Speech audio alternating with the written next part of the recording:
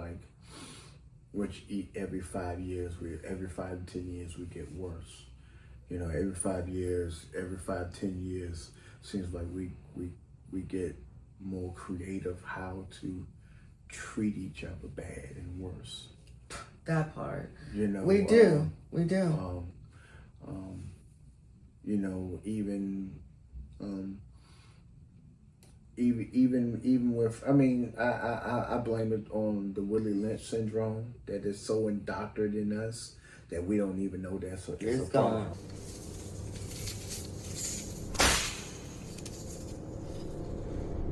Yeah. You know, we almost we've made sense of it. We've made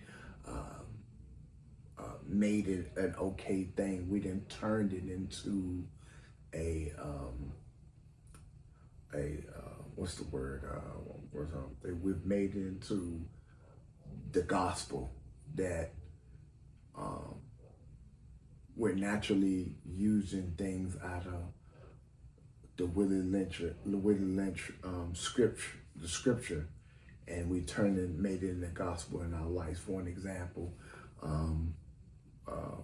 you know, in the Willie Lynch doctrine, it said you pitch the old nigger versus the young nigger, right? And that's what we do now. Like you like, for an example, let's say you never heard of let's say, for example, somebody like Jeff Bezos be in a position on live TV to verbally attack Marilyn Manson. Right. Right? But then you hear some years ago, Oprah attacked rappers for using the N-word. Right? You know, I've been, you know, known for not being a big fan of rap music because of misogynist lyrics and because of the use of the N-word. And in the magazine, we discussed the use of the N-word and why I feel, everybody knows that I feel that we shouldn't be, you know, singing the N-word. You obviously feel differently. And A little bit. A little bit. A little bit. And tell everybody why. What we had discussed is more of words. People give words power. Yeah. You know, and for our generation, what we did was we took the word and we took the power out of that word. You know, we turned a word that was very ugly and hurtful into a term of endearment. So, I mean, even when someone says, there's still intention behind what you say.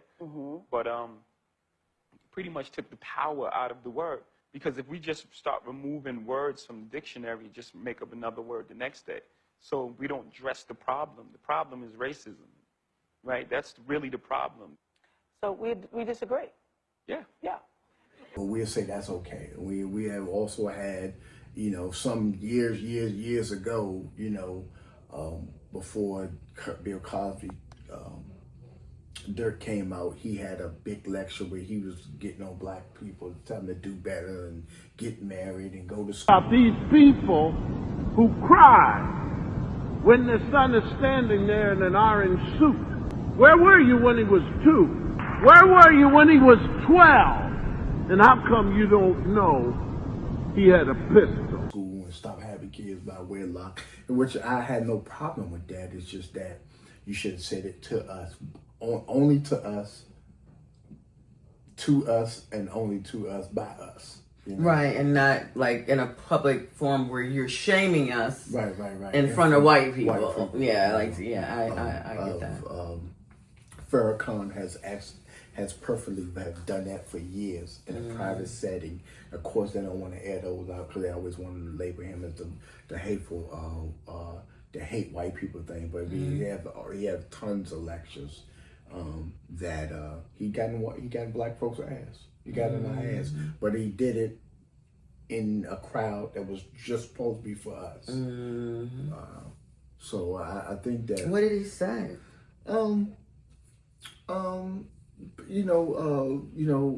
Brothers need to take responsibility for our own neighborhoods. and in our neighborhoods and our children stand up like men, be more responsible. You know, stop all the murdering and killing of our own brothers in our neighborhoods. That is our fault. We can't blame that on them. That is our fault. People say, well, we got the guns, but no, you got to pull the trigger. That's right. You know, you got to pull the trigger. You got to make the conscious decision and put that gun in your hand and kill another brother. Regardless where the gun came from, you pulled that trigger. So, you know, as far as our neighborhoods go, as far as us black folks, you know, as we you know, move forward, I just feel like we're just declining. And we almost feel, and in a certain type of way, they try to make it sound like that they're adapting to white culture in a way, right? I've heard like, because you know what's sad now, it's this new battle of the sexes, right? Well, I feel like it's part of women's liberation that now that black women are getting more educated, going more schools, start more businesses. Now it's got to be more of a compete thing with black men, and not like a. And I'm not saying you. I'm just saying. I know, and I'm so glad you brought that up because I feel it. I feel it. It's going. It's becoming a more competitive thing, and more so a unity thing. You know, I mean, you know, you have women. And you have, and I gotta keep it 100. I mean, you have women and be like, well, I don't need a man. Like, so it's like. You don't hear men make statements like that because we know we need y'all. And if do we really want to go down that rabbit hole? Yeah. Let's go. we know we need y'all. We can't tell. Yeah, we need. I'm gonna go down that rabbit hole a little bit. We cannot tell that y'all need women. Why? We cannot, because there's nothing about y'all that shows. I need a woman to be soft around me. I need a woman to come home to. I need a woman to cook a meal for me. I need a woman to have a nice conversation. I need a woman to sit and hold and watch a movie with and go to sleep with. No, you don't. Well, you need a woman to be in and out. You need to be able to be in and out, do what you want to do, in and out, do what you want to do. And it's supposed to be a fulfilling thing for both people, but it's not. And so the problem is there is a misconception, obviously, that men have on what they think they are. They are typically unavailable. They typically are damaged, and they typically have these emotional baggages that women just can't carry along with their own shit. It's heavy. It's a heavy load, and they're expecting us. I mean, you know, I had to adjust my glasses on that. But you know what? Which I was going to get around. I was going to come around to that because that is almost some of the faults of the generation of before, because that generation before never taught us about mental health. We never had a discussion about mental health. Right. And you got to think that my generation and your generation are brought up in an area where the poverty now isn't like the poverty of yesterday. Right, yet. Right. So in my opinion, I'm glad that you brought that up too. So we're essentially, you know, people is walking around. I would say, let's say, 45 to 60, right? We're a damaged culture because we're brought up in that crack culture. That's right. Right? And in that crack culture, we seen hellifying stuff that we need to unpack. But also, it in a way scarred us in a way that in the way of like who we are and how we act now is the past traumas. That's the detriment of who we are now because of those past traumas, right? Well, that too, and I think also, before I forget this thought, because you brought up something that triggered this thought for me. If, in fact, we were to be back in a time where there was poverty, let's just say the Great Depression, heaven forbid, but maybe something akin to that, I think that would literally bring black families back together. I think so too. Because we need to actually lose everything for us to realize that we all we got. We always looking around, okay, we got these cars, we got these, we got all these jobs, we got this. But what if you don't have anything but each other? That would force us to value each other. That would force us to see, the person that looks like us as someone that is really family.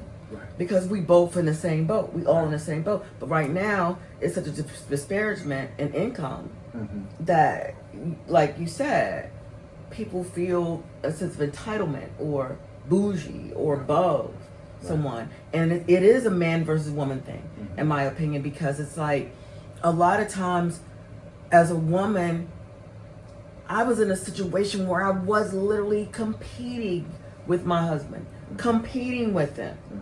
Meaning that if I did something, he literally had to beat me. And at first it didn't seem like that until I started doing something. So that's the fear that a lot of women have, and like why a lot of women are single is because, okay, let's say you are single and you're in a space and you're in your feminine energy, and then you start to do those things that you enjoy, that you love. All of a sudden, in order to open yourself up to a relationship, you got to humble yourself. You got to bring your ego down. But you have to be ready to put in the work. Right. And that's the thing. It's not a matter of, I think, man versus woman. It's because we're seeing men getting married and women getting married. It's the fact that men and women just seem like they lazy. They don't want to put in the work. People get married like this and they get divorced like that because ain't nobody trying to put in the work. Back in the day, during the time there was poverty, during a time where maybe there was just one income, a house full of kids and a mama and a daddy that went to work. So so there's this internet conversation. I heard a woman say the other day, and a guy backed her up. It's like if a guy is making $50,000 a year, he should not be dating. He should be falling back until he's making more money. But and I know, in different parts of the country, $50,000 is good. It's different where you go. It's different where you go. And where your expenses where are. your expenses are. You can go somewhere and you can almost have a baby mansion and you're making $50,000 a year. So that's really like her point really isn't really resonating. I guess if she lived in New York or California or in some parts of Texas and DC or whatever, that makes a lot of sense. But now, like for an example, you say, my generation, right? My generation came up in a generation of drug dealers. We've seen the money these guys are making, right? We've seen the hot cars and how much respect, and we've seen even a bum nigga or ugly nigga had money. He still commanded a certain type of respect, right? So now you have individuals like myself and a few others who are chasing the dollar now because we feel like that's a sense of respect, self-respect. That's a respect you get from your peers. That's a respect that you get from your community, and then that's some respect you get from women.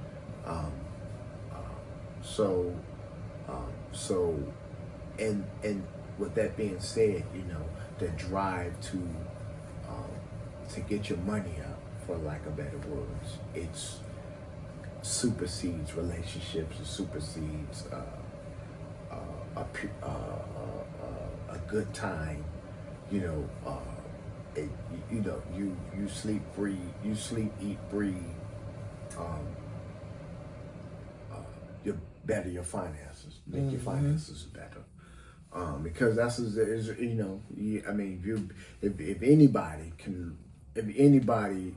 you're anywhere in type of social media, TV, whatever, you're hearing the conversations that what that's out there now about the six-figure man,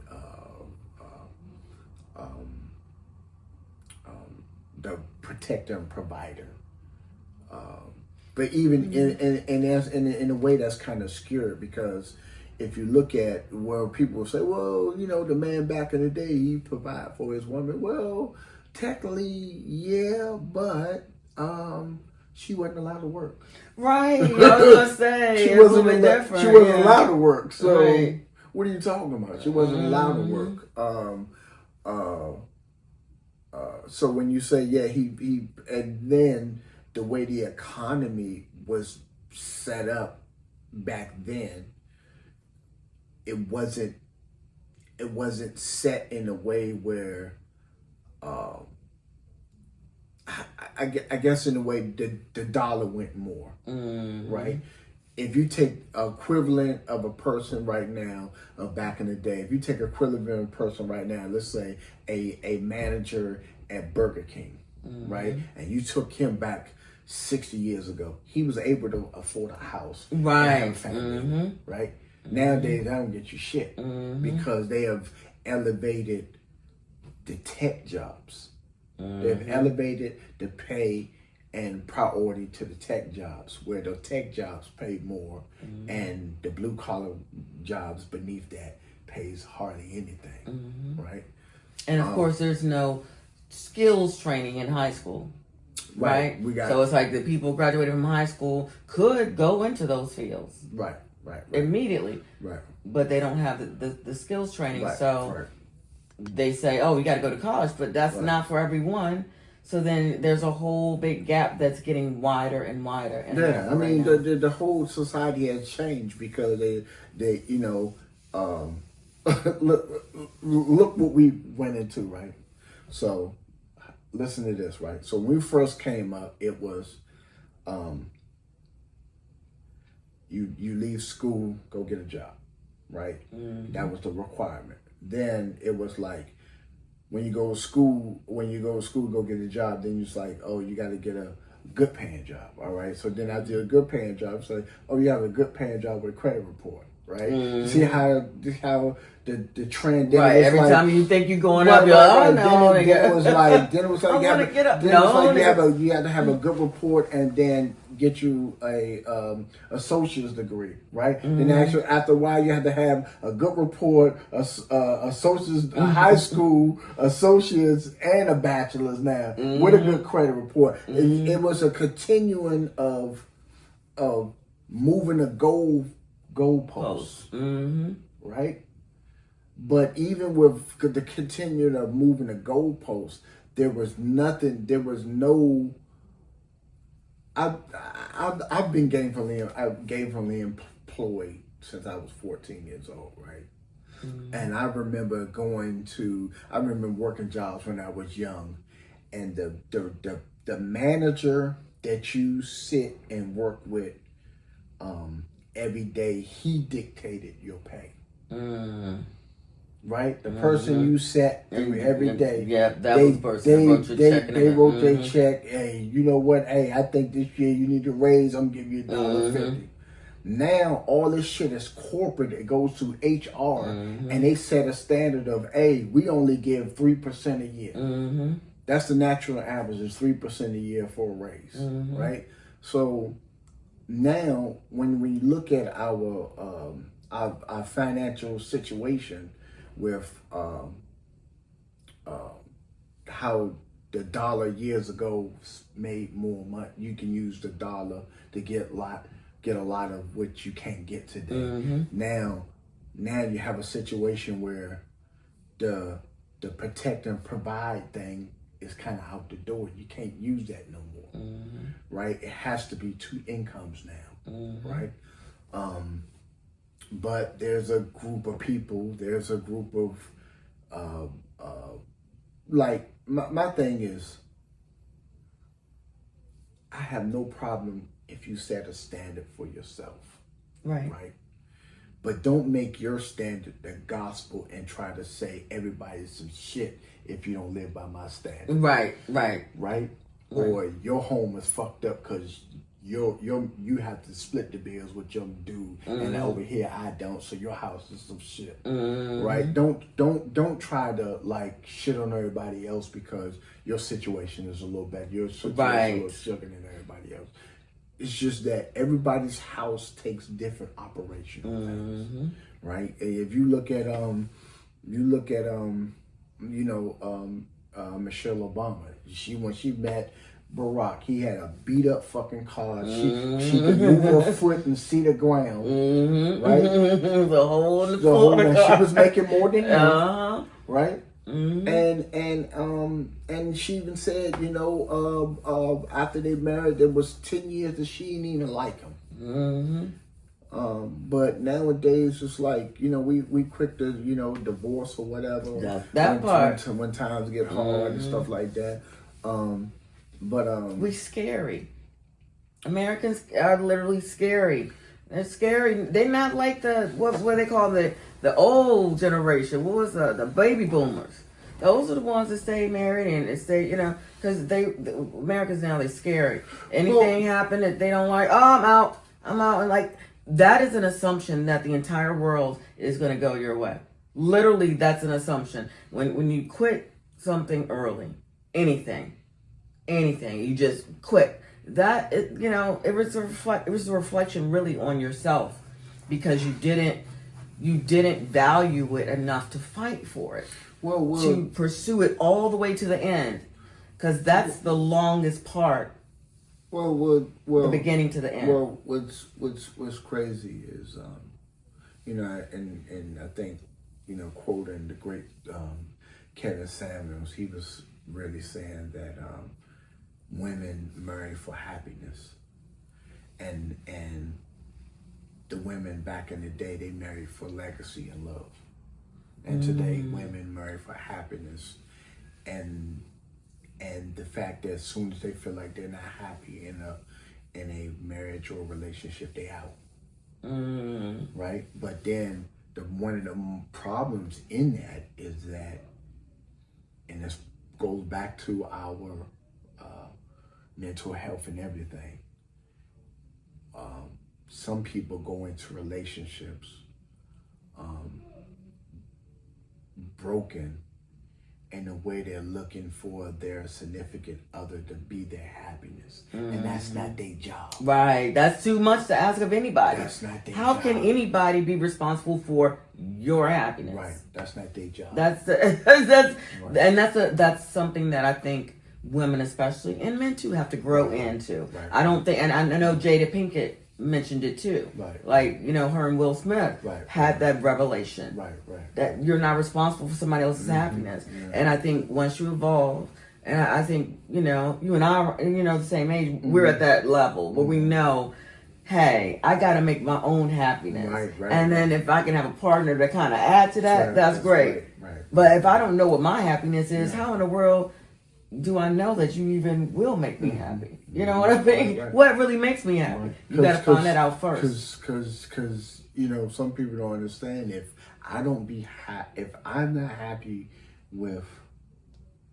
in my own self, I can suck the life Out of you. Yep. Yes. I'm what they call emotional vampire. Right. Yeah. I can suck the life out of you to the point where when I need that emotional support, I done yanked it out of you. Right, you ain't got it no more.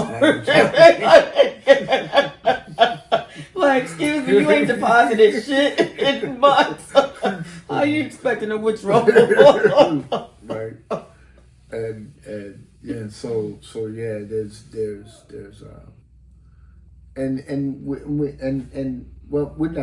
I'm not saying that I have all the answers, because we all lived through our own life experience. There's a generation of who didn't have to live through the crack epidemic, or they was on the backside of that. You Right.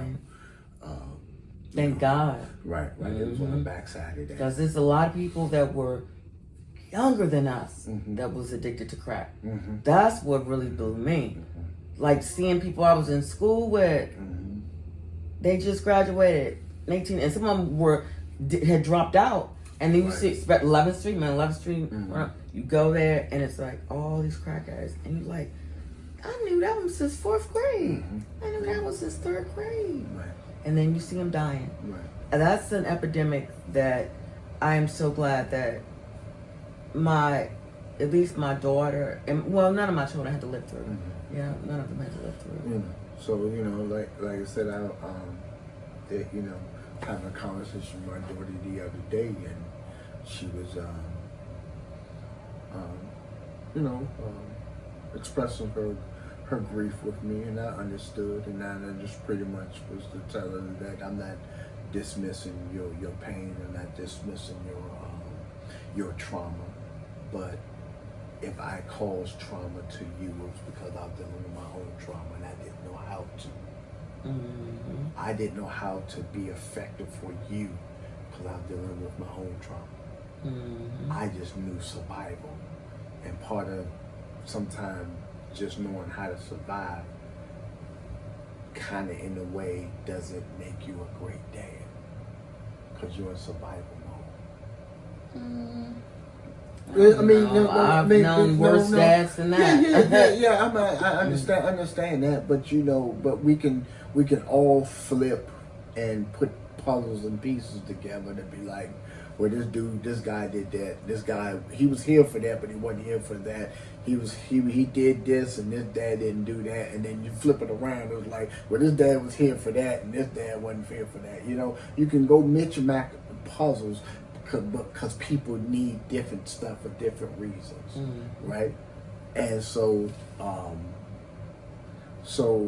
with my relationship with her, I was like saying, in my trauma, I just knew survival.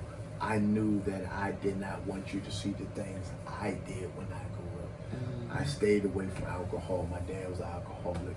I knew people that was into drugs. I didn't do any drugs. I knew how some toxic relationships, and I didn't want to have you around that. So I did what I did, trying to protect them, but then at the same time, being protective wasn't made me absent when I should have been more present. But again, back to the Black family and our traumas.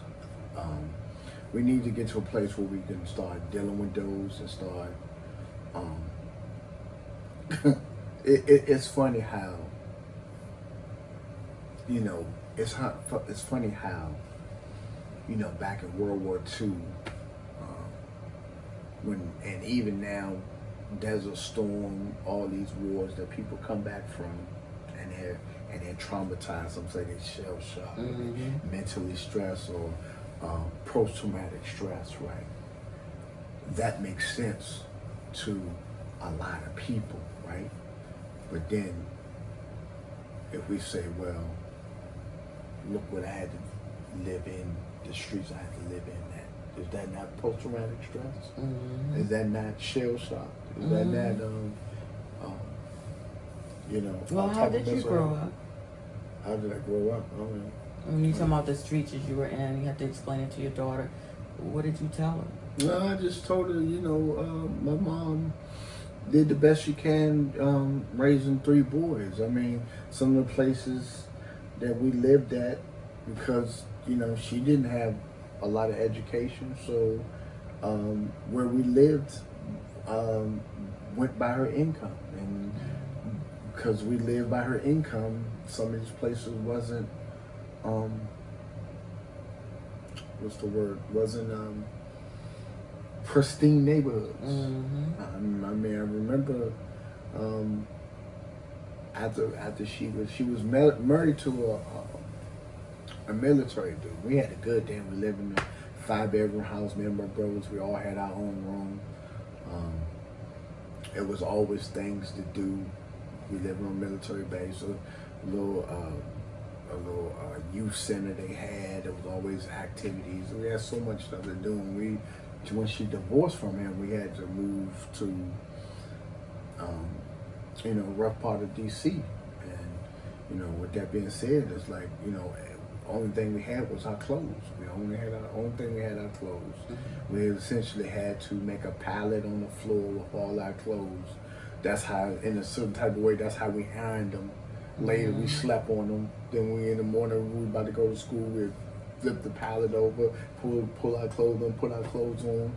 And then at night, we sleep on the pallet, but at the same time, seeing the mice running across the floor. Go in the kitchen, see all the roaches running, cut on the lights, see all the roaches running around. So it wasn't always the best places. But I knew that I never wanted to raise my kids in something like that. So I strive to provide, but providing makes you absent. But when you were absent, did she know that you were absent because you were providing? And I say all that to say that I was married to somebody who was in the military, and my husband went to a med cruise, right, for 6 months out of the year. So he was absent. And then when he got back from the med cruise, sometimes he'd have to go away for like a month, 2 months. He had to go away for duty every weekend or every other weekend, where he had to go overnight. So in the course of 5 years, he was maybe home about maybe a year in total time, but all broken up. Right. So that being said, I knew he was providing, although he was absent. So his absence didn't bother me. Right. But it's a difference when the person that you're absent from does not know why you're absent, doesn't know that you're providing. And maybe a young child wouldn't know because they're not seeing that the money that you're making to feed them, the money that you're making to clothe them, but you can be absent and the person know that you're providing. Right. Well, I mean, again, you're talking about little kids. So Right. They're not going to know, right? They're not going to know. But was there a point that she remembered where you could bring it to her remembrance? Like, could you say, like, remember the time when XYZ? I did that. You know what I mean? Well, I think the problem with that is the biggest time that they need me the most. That's when I was absent, when they start hitting the